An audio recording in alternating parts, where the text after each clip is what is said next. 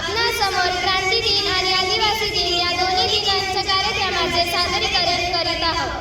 पेटली मशाल क्रांतीची देशासाठी वाहिली काया, पेटली मशाल क्रांतीची देशासाठी वाहिली काया.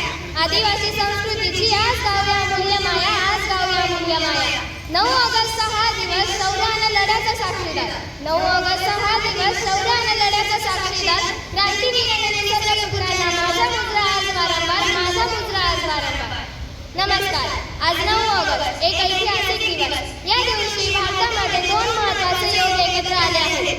एक म्हणजे स्वातंत्र्य लढ्याला कलाटणी देणारा क्रांती दिन आणि निसर्गाचे मूळ भूमिपुत्र असणारे आदिवासी बांधव यांचा जागतिक आदिवासी दिवस. या दोन्ही दिनांच्या औचित्याने शाळेचे मुख्याध्यापक माननीय श्री थोरात सर यांना मी विनंती करते की त्यांनी अध्यक्षस्थान स्वीकारावे. धन्यवाद सर. यानंतर माननीय थोरात सर व पवार सर यांना मी विनंती करते की त्यांनी मदतीचे पूजन करावे.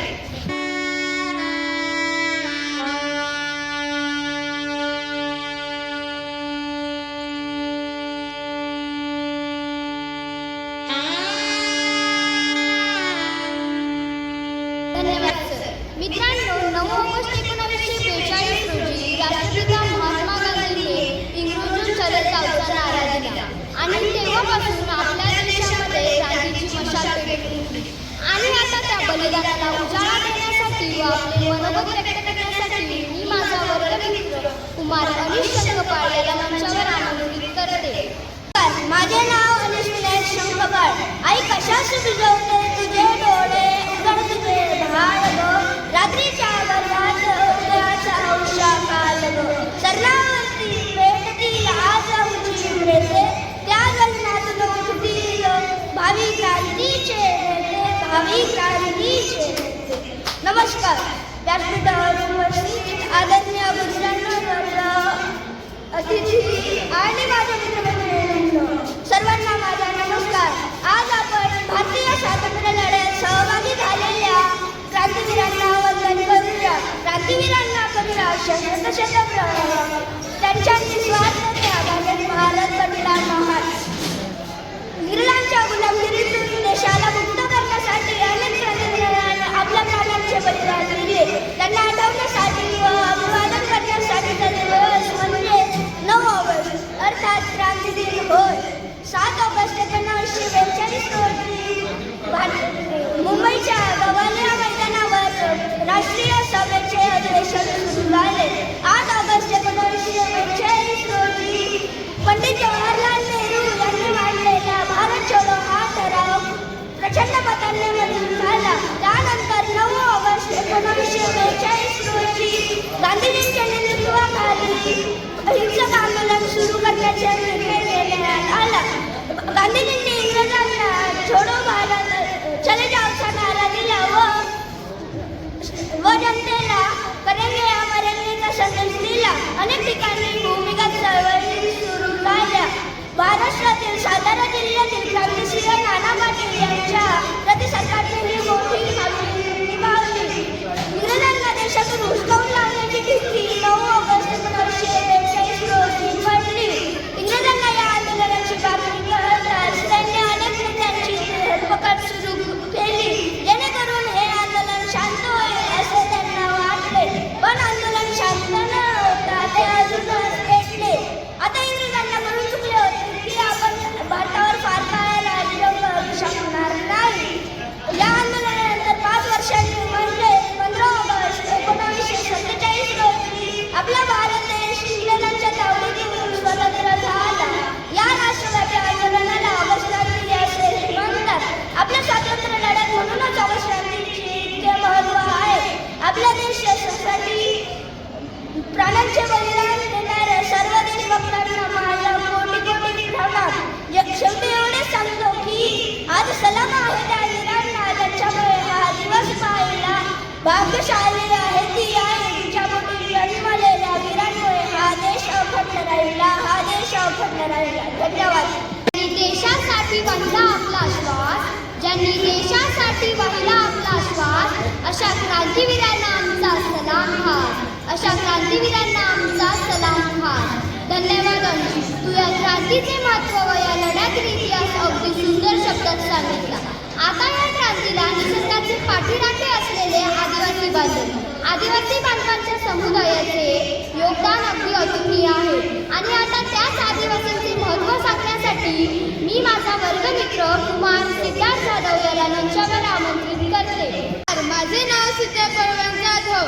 रूढी, परंपरा आणि संस्कृती महान आदिवासी समाज देशाची खरी शान. हक्क, सन्मान आणि प्रगतीचा ध्यास यशस्वी हो प्रत्येक आदिवासीचा प्रवास. जागतिक आदिवासी दिन दरवर्षी 9 ऑगस्ट रोजी साजरा केला जातो. या दिवसाची सुरुवात संयुक्त राष्ट्रसंघाने म्हणजेच युनायटेड नेशनने 1994 मध्ये केली. या दिवसाचा उद्देश जगभरातील आदिवासी समाजाचे हक्क, संस्कृती, परंपरा आणि जीवन पद्धती यांचे संरक्षण करणे हा आहे. भारतामध्ये आदिवासी समाजाला आपल्या संस्कृतीचा महत्त्वाचा भाग मानले जाते. आदिवासी लोक निसर्गाशी जवळ ठेवून जीवन जगतात. त्यांची भाषा, लोककला, लोकनृत्य, संगीत, सण उत्सव आणि परंपरा अतिशय समृद्ध आहेत. गोंड, भील, वारली, कोळी, संथाल, मुंडा अशा अनेक आदिवासी जमाती भारतात राहतात. आदिवासी समाजाने देशाच्या स्वातंत्र्य लढ्यातही मोठे योगदान दिले आहे. बिरसा मुंडा, क्रांतीवीर तात्या, भील आणि राणी दुर्गावती यांसारख्या अनेक आदिवासी वीरांनी देशासाठी संघर्ष केला. या दिवशी शाळा, महाविद्यालय आणि विविध संस्थांमध्ये भाषणे, सांस्कृतिक कार्यक्रम, रॅली आणि जनजागृती उपक्रम आयोजित केले जातात. आदिवासी समाजाच्या विकासासाठी शिक्षण, आरोग्य, रोजगार आणि समान संधी उपलब्ध करून देण्याचा संकल्प या दिवशी केला जातो. आदिवासी समाज निसर्गाचा खरा रक्षक आहे. जंगलांचे संवर्धन, निसर्ग रक्षण आणि पारंपरिक ज्ञान जपण्यात त्यांनी मोठे योगदान दिले आहे. राज्य सरकार आणि विविध संस्थांनी आदिवासी समाजाच्या सर्वांगीण विकासासाठी अनेक योजना राबवत आहेत. आपण सर्वांनी त्यांच्या संस्कृतीचा आदर करून त्यांचे हक्क जपण्यासाठी नेहमी प्रयत्न करत राहिले पाहिजे.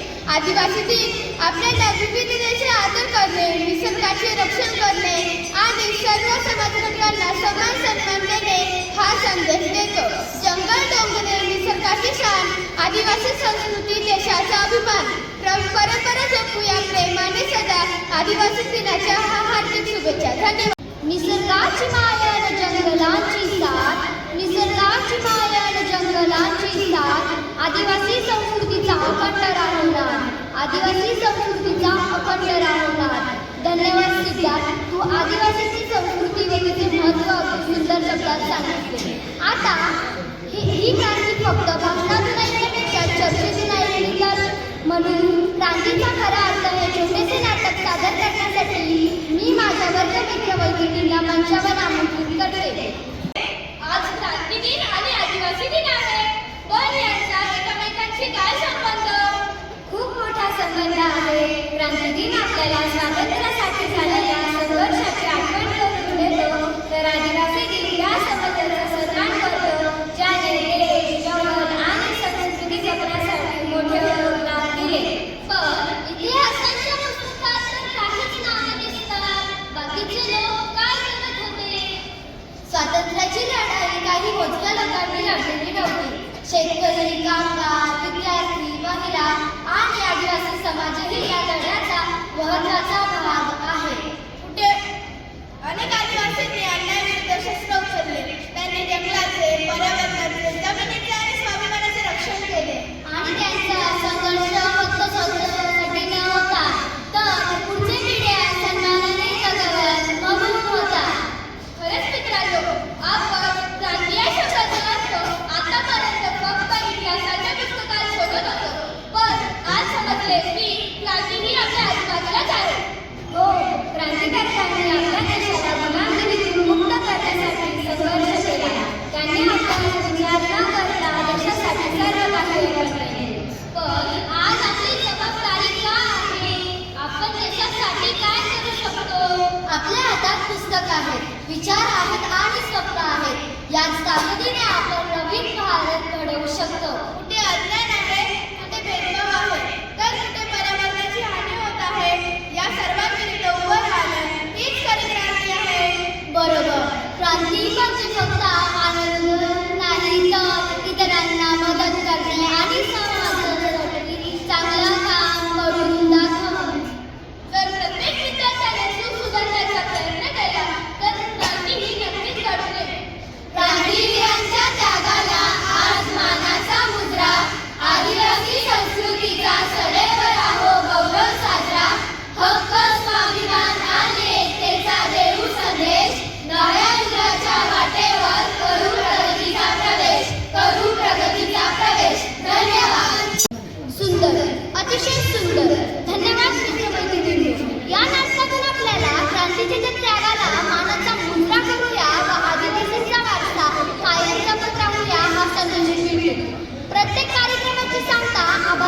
करते आणि हा संयुक्त कार्यक्रम यशस्वी करण्यासाठी ज्यांनी प्रत्यक्ष व अप्रत्यक्ष सहकार्य केले आहे अशा सर्वांचे आभार मानणे हे आपले कर्तव्य आहे. म्हणून आभार प्रदर्शनासाठी मी माझी वर्गमैत्रीण कुमारी रकुल कापडनेला मंचावर आमंत्रित करते. फुलांचे मन आज पहा जपले, फुलांनी फुलांचे मन आज पहा जपले, अशा या मंगल प्रसंगी आभार मानते आपले, अशा या मंगल प्रसंगी आभार मानते आपले. प्रथम सर्वांना माझा नमस्कार. एखादे वाक्य लिहिताना जर पूर्णविराम दिला नाही तर ते वाक्य अपूर्ण राहते. त्याचप्रमाणे एखाद्या कार्यक्रमाचा पूर्णविराम म्हणजे आभार प्रदर्शन. मी आभार मानते आपल्या शाळेचे मुख्याध्यापक सन्माननीय श्री थोरात सर, ज्यांनी आम्हाला या कार्यक्रमाच्या नियोजनाची संधी दिली. तसेच पर्यवेक्षक सन्माननीय श्री पवार सर, श्री भारती सर व श्री काळे सर यांचेही आभार मानते. तसेच आजच्या या कार्यक्रमाचे संपूर्ण नियोजन करणाऱ्या आमच्या वर्ग शिक्षिका, पाटील SS टीचर तसेच मार्गदर्शन करणाऱ्या सर्व शिक्षक वृंदांचे मी आभार मानते. तसेच आज आपल्या समोर क्रांती दिनाबद्दल उत्कृष्ट सूत्रसंचलन करणाऱ्या माझ्या वर्गमैत्रिणी कुमारी ईश्वरी तिडके व कुमारी सरला गडाख यांचेही आभार मानते. तसेच क्रांती दिनाबद्दल क्रांती घडवून आणण्यासाठी आपल्या समोर आमच्या वर्गातील काही विद्यार्थ्यांनी नाटक सादरीकरण केले, म्हणून त्यांचेही मी आभार मानते. तसेच क्रांती दिनाबद्दल माहिती सांगणारा माझा वर्गमित्र कुमार अनिश शंकर पहाड याचेही मी आभार मानते. तसेच आदिवासी दिनाबद्दल माहिती सांगणारा माझा वर्गमित्र कुमार सिद्धार्थ जाधव याचेही मी आभार मानते. तसेच सांस्कृतिक समितीने आमच्या या 6वी अ वर्गाला या कार्यक्रमाच्या आयोजनाची संधी दिली, म्हणून मी सांस्कृतिक समितीचे आभार मानते. तसेच फलकलेखन करणाऱ्या सर्व कला शिक्षकांचे मी आभार मानते. तसेच कार्यक्रमासाठी प्रतिमेची मांडणी करणारे व सजावट करणारे शिपाई मामा यांचेही मी आभार मानते. तसेच शांत चित्ताने हा कार्यक्रम ऐकणाऱ्या तुम्हा सर्व विद्यार्थ्यांचे आभार मानते आणि अध्यक्षांच्या वतीने हा कार्यक्रम संपन्न झाला असे मी जाहीर करते. धन्यवाद.